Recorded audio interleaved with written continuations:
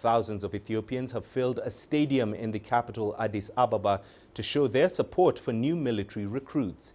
The event came as Ethiopia's government urged citizens to defend themselves against advancing rebel fighters from the Tigray region.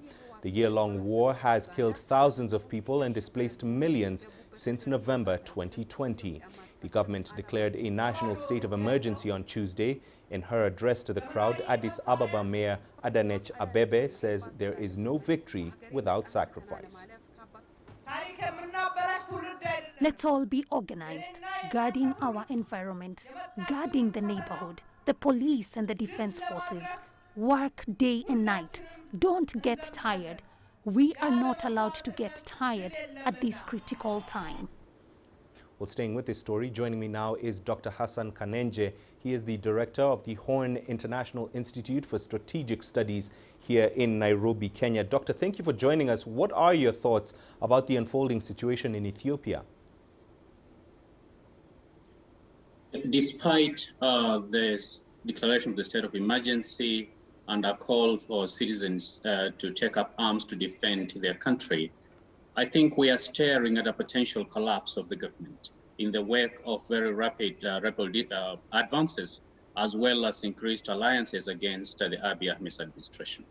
Second, I think we are looking at a potential very massive humanitarian crisis that we have not seen in this region in recent years.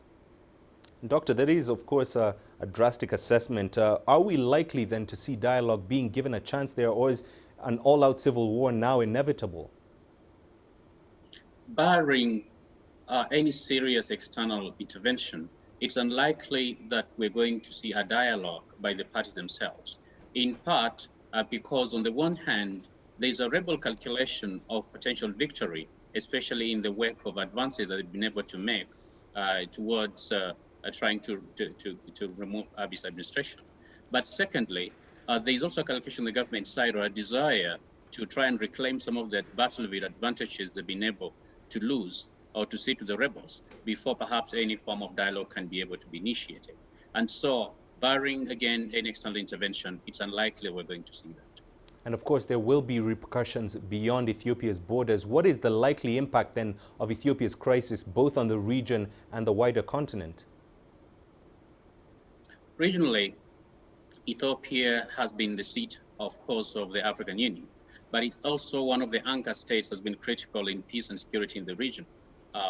And so its absence also means that those aspects are going to be affected, including efforts to stabilize Somalia, as well as counterterrorism efforts that are critical, especially in trying to get rid of international terror.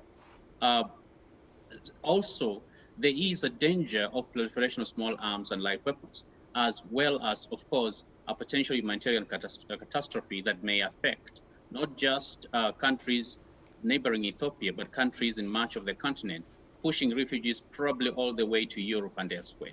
And so it is a matter, I think, of urgency that action is taken now and not later. All right, Doctor, thank you very much for speaking to us. Dr. Hassan Kanenje, Director with the Horn Institute, joining us live here in Nairobi.